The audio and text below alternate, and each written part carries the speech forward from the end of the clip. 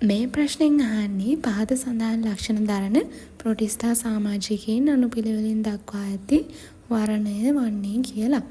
ඒ ප්‍රකාශයෙන් දීලා තියෙනවා සංකෝචක රික්තක දරුවද ආහාර රික්තක නොදරයි කියලා. එතකොට ළමයි ඒකට එන්න ඕනේ යුග්ලිනා. මොකද මෙතන බලන්න යුග්ලිනා යටතේ තියෙනවා සංකෝචක රික්තක ඇත කියලා. හැබැයි මෙයාගේ කිසිම තැනක ආහාර රික්තක තියනවා කියලා දීලා නැහැ. ඒ කියන්නේ ආහාර රික්තක නැහැ. ආහාර රික්තකයි සංකෝචක රික්තකයි දෙකම තියෙන කෙනෙක් තමයි පැරමීසියම් කියන්නේ. යුග්ලිනාගේ තියෙන්නේ සංකෝචක රික්තක විතරයි. ඒක මතක තියාගන්න. එතකොට යුග්ලිනා තියෙන කෙනෙක් තමයි වෙන්න ඕනේ. අපි බලමු ඇමීබාගේ මොකද්ද දීලා තියෙන්නේ කියලා. එයාගෙත් ආහාර රික්තක සහ සංකෝචක රික්තක ඇත. එහෙනම් හරිනේ. උල්වලගේ එහෙම කතා කරන්නේ නැහැ. එතකොට ආහාර රික්තක නැති සංකෝචක රික්තක දරන්නේ යුග්ලිනා තමයි. එතකොට පළවෙනි උත්තරේ කොහොමද වැරදි? තුන්වෙනි උත්තරෙත් වැරදි. 2 4 5 කියන ටිකෙන් තමයි අපි බලන්න ඕනේ. ඔයාලා එලවලකේදීත් එහෙම වෙන් කරගන්න උත්තරේ. එතකොට වෙලාව යනවා අඩුයි. B ප්‍රකාශයෙන් දීලා තියෙන්නේ හරිත ලව දරයි කියලා.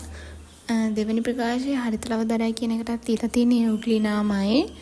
එතකොට ඒක හරියි. මොකද ඒක හරියන්න පුළුවන්. මොකද මිශ්‍ර පෝෂීන් කියලානේ දීලා තියෙන්නේ. එතකොට ප්‍රභා ස්වයංපෝෂී හෝ විසම්පෝෂී. ප්‍රභා ස්වයංපෝෂීයගේ හරිත ලව තියෙනවා. එතකොට හරිත ලව දරයි කියලා කිව්වොත් ගන්න පුළුවන්. ඊට පස්සේ හතරවෙනි ප්‍රකාශ බලමු. හතරවෙනි උත්තරේ තියෙන්නේ ඒකට උල්ව කියලා.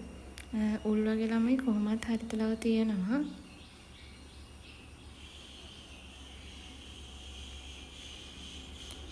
මෙන්න මෙතන වල් තියෙනවා. එයාලා කොළ පැහැති හරිත ඇල්ගී.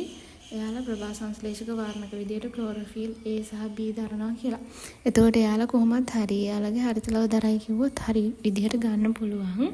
අපි ගත්තනේ පස්වෙනි ප්‍රකාශයේත් හරි කියලා ගන්න පුළුවන් කියලා. හැබැයි පස්වෙනි ප්‍රකාශයේ හරිත ලව තියනවා කියන එකට දීලා තියෙන්නේ පැරමීසියම්. එයා කොහොමත් වෙන්න බෑ. මොකද පැරමීසියම් කියන්නේ විෂමපෝෂී අය.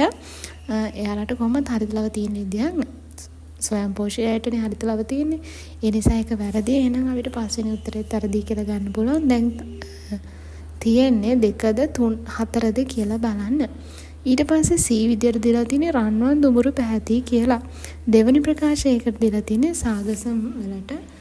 ඒක වැරදි. මොකද සාගසම් දුඹුරු ඇල්ගියවන් විදියට තමයි නම් කරන්නේ. මේ තියෙනවා මෙතන ඔලිව් කොළ පාටින් හෝ දුඹුරු පාටින් දුඹුරු ඇල්ගී කියලා තමයි කියන්නේ.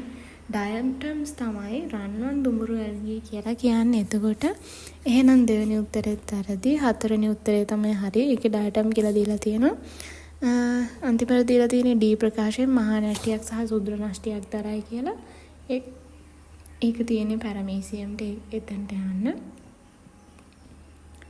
ඔවුන් දෙආකාරයක නැෂ්ටි ඇත. මහා නැෂ්ටි හා සුද්‍ර නැෂ්ටි. එතකොට හතරවෙනි ප්‍රකාශය තමයි ඒක පැරමීසියම් කියලා දීලා තියෙනවා. එතකොට මේ ප්‍රශ්න උත්තරේ වෙන්න ඕනේ හතරවෙනි ප්‍රකාශය.